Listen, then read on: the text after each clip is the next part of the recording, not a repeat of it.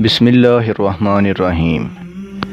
Informative T V دیکھنے والے معزز ساتھیوں، السلام علیکم۔ ایک شکاری نے بڑی ترکیبوں اور مشکل کے ساتھ ایک نادر اور خوبصورت چڑیا پکڑی۔ جب وہ چڑیا جال میں پھنس گئی اور آزاد ہونے کی کوئی صورت نہ پائی، تب چڑیا شکاری سے کہنے لگی، اے عقل مند انسان، تو مجھ جیسی ننھی سی چڑیا کو پکڑ کر کیا کرے گا؟ اگر تو مجھے ذبح کرے گا تو میرے ذرا سے گوشت اور گنتی کی چند نرم و نازک ہڈیوں سے تیرا کیا بنے گا؟ مجھے فروخت کر کے بھلا تجھے کتنا مال ملے گا؟ میری بات سن، اگر تو مجھے آزاد کر دے گا تو میں تجھے 3 ایسی بیش بہا نصیحتیں کروں گی جو تیرے کام آئیں گی۔ ان میں سے پہلی نصیحت تو تیرے ہاتھ پر بیٹھ کر کروں گی۔ وہ نصیحت ایسی ہوگی جسے سن کر تیرا خون بڑھ جائے گا۔ دوسری نصیحت دیوار پر بیٹھ کر کروں گی جو اعلیٰ درجے کی ہوگی۔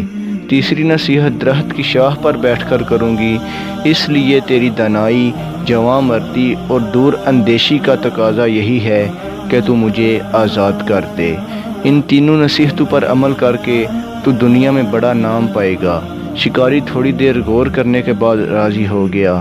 چڑیا اڑ کر شکاری کے ہاتھ پر آ بیٹھی۔ پہلی نصیحت یہ ہے کہ ناممکن بات ہاں کیسی ہی شخص کہے اس پر یقین نہ کر۔ یہ کہہ کر چڑیا پھر سے اڑی اور دیوار پر جا بیٹھی۔ اس نے دوسری نصیحت یہ کی، گزری ہوئی بات کا غم نہ کر۔ اس کے بعد چڑیا نے کہا، میرے وجود میں 10 درہم وزن کا ایک ایسا قیمتی موتی ہے جس کی قیمت ہفتے اقلیم میں کہیں نہیں۔ یہ موتی پا کر تم اور تیری اولاد عیش و عشرت سے زندگی بسر کرتے، مگر افسوس کہ تو نے مجھے آزاد کر کے یہ بیش بہا موتی ہاتھ سے کھو دیا ہے۔ یہ تحفہ تیرے مقدر میں نہ تھا۔ اتنا سننا تھا کہ شکاری رونے چلانے اور ماتم کرنے لگا جیسے اس کا کوئی عزیز مر گیا ہو۔ بار بار ٹھنڈی آہیں بھرتا اور سینہ پیٹ کر کہتا، ہائے میں تو برباد ہو گیا، مجھ بیوقوف نے ایسی نادر چڑیا کو کیوں آزاد کر دیا؟ ننھی سی جان نے مجھے ہتھیلی میں جنت کی جھلک دکھا کر لوٹ لیا۔ شکاری جب رو چکا تب چڑیا نے کہا، اے بیوقوف، میں نے پہلے ہی تجھے نصیحت کر دی تھی کہ گزری ہوئی بات کا غم نہیں کرنا چاہیے۔ جب یہ بات ہو گئی تو کفِ افسوس ملنا کس کام؟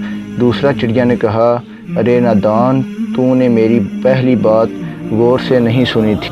میں نے کہا تھا ناممکن بات کا ہرگز یقین نہیں کرنا چاہیے، ہاں وہ کیسی ہی کیوں نہ ہو۔ ذرا سوچ تو صحیح، مجھ ننھی سی جان کا پورا وجود 3 درہم وزن سے زیادہ نہیں ہے، بھلا 10 درہم وزن کا موتی میرے وجود میں کہاں سے آ گیا؟ یہ بات سن کر شکاری رونا دھونا بھول گیا، حیرت سے چڑیا کو تکنے لگا اور کہنے لگا، بے شک تو ٹھیک کہتی ہے۔ پھر شکاری نے کہا، اے نازک بدن چڑیا، مہربانی کر کے وہ تیسری نصیحت بھی کرتی جا۔ چڑیا نے کہا، ارے بھائی، تو نے میری 2 نصیحتوں پر کون سا عمل کیا ہے جو تیسری نصیحت بھی مجھ سے سننا چاہتا ہے؟ وہ قیمتی نصیحت تجھ جیسے بے مغز انسان کے لیے نہیں ہے۔